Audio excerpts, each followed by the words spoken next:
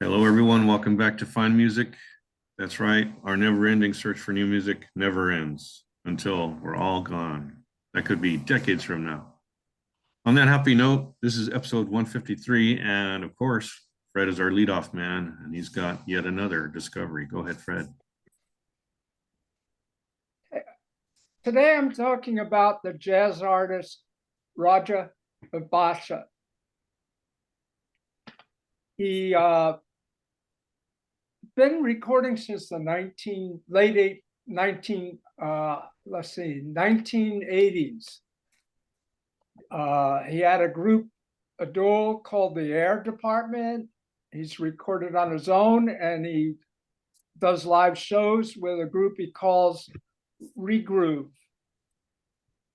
He's a jazz artist that bridges all cultures, and he's done some Latin music. He's dabbled in some African. He's always an adventurous musician. And starting in 2020, when the pandemic hit, he started recording solo. And he came out with a trilogy of albums. In 2020, he came out with Essentially. 2021, Hopefully Tomorrow. 2022, Thankfully Here, his latest CD. And he plays all the instruments, a keyboard that's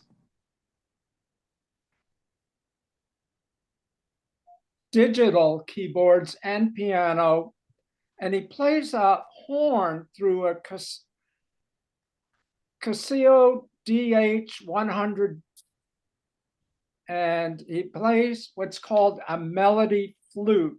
This is a rare flute that's used in jazz, and it was made in the late 1930s. He's one of the few musicians who uses it in a jazz setting. It's called a melody flute. He has guitar lines through his keyboards and bass and drumming. He plays all of these instruments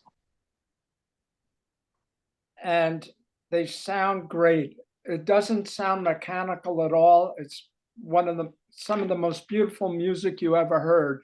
I think he's influenced. I see some influences by the jazz group Oregon and some European piano players like the British piano player John Taylor and maybe the American player Alan Pascal.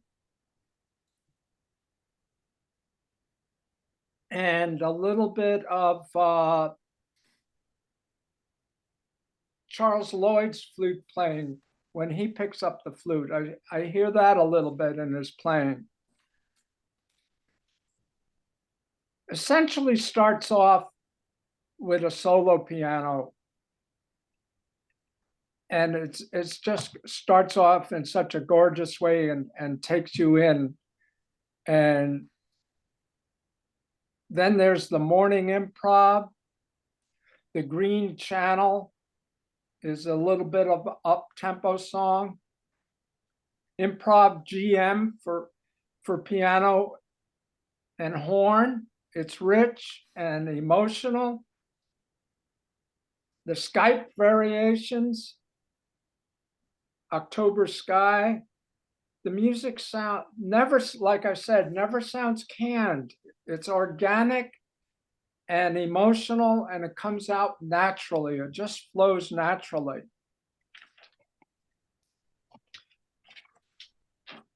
Hopefully Tomorrow features Dreams of Now. It's a quieter way of starting, and it has some guitar lines coming out that sounds like it's a little bit influenced by Ralph Trauner. the guitarist who was with Oregon and put out many solo albums on his own. It's beautiful guitar lines start this album. Ice Flows is electronic, dramatic soundscape. And now the latest release, Thankfully Here. So you can see the progression. When the pandemic started, he was hoping eventually it'll end, and he had music to carry you through it. And now, hopefully here, he's hoping we've all gotten through it, and here's music to take you the rest of the way. It's another rich tapestry of music. It's his latest release. Starts out with 3 in the afternoon. It's a keyboards gliding over quietly, and Rebirth Day has guitar lines over electronic keyboards. The tempos vary, and there's some up-tempo tunes, some laid-back tunes. Daydream picks up the pace and has a great bass moving through it. The album just goes deep and takes you in, and you just play it over and over again, and let you discover something new each time. It's emotional, it's reaffirming life, it's Roger's creative spark glowing through the whole album. He shines on the freedom of jazz and the meets this world music, like I said, and he's always evolving in a serious jazz context. I would highly recommend this album to get you through the winter.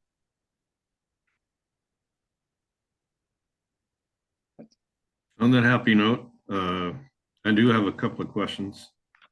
Maybe observations. I definitely found the covers very pleasant. Right? They connotate pastoral quality. That's one observation. And then, of course, I got really curious about his choice of instrument there, the Casio 800. Is that what you said? Yeah, he's got it listed as the Casio DH100. And he plays a digital horn through it, and his keyboards, and he has programming on it. Yeah, so I found that very interesting because it's not just pure piano. So he's got a variety of sounds. When you hear the guitar lines, you wouldn't know it was done digitally. It's just beautiful guitar lines. It's beautiful keyboards, and a lot of it's gentle, but yet it's like I would say European chamber jazz is an influence, a little bit of Weather Report. And I also said Oregon, the jazz group. Yeah, Oregon. That's a big influence there. Any questions, Jim? Not so much questions. You know, one of the advantages of being part of this is hearing about, I mean, the title of the blog is, or the podcast is Fine Music. And you guys bring up stuff every week that I haven't heard of, or whatever, hadn't heard in a long time. And so I appreciate the fact that you guys bring up stuff that it's like, it's replaced the way I used to hear new music. We all used to hear new music on the radio, but that doesn't happen anymore. All you get is I should add that you can find his albums on Spotify, and you can download some of his albums off of Amazon Music. Yeah, I'm good. You know, I check these out. You also, you can look up his website, Roger Ebacher website, and order his album through him. Where is he from? He's from New England, Massachusetts. The city of Newburyport, but he's played up and down the East Coast, and he's played on ships and elsewhere. Nice. That's why I can't argue with the pronunciation of his last name, East Coaster. Yeah, so A Westerner like me might mistakenly pronounce it differently. But I'd rather not embarrass myself. So I'll just say thank you, Fred, for making episode 153 yet another interesting discovery. Right? It's, oh man, I have to say his name. I got think East Coast. Think East Coast. Here I go. Roger Ebacher. Good old Roger. Well, there's a lot of Rogers, but how many of them have albums called Thankfully Here? Yeah, not so many.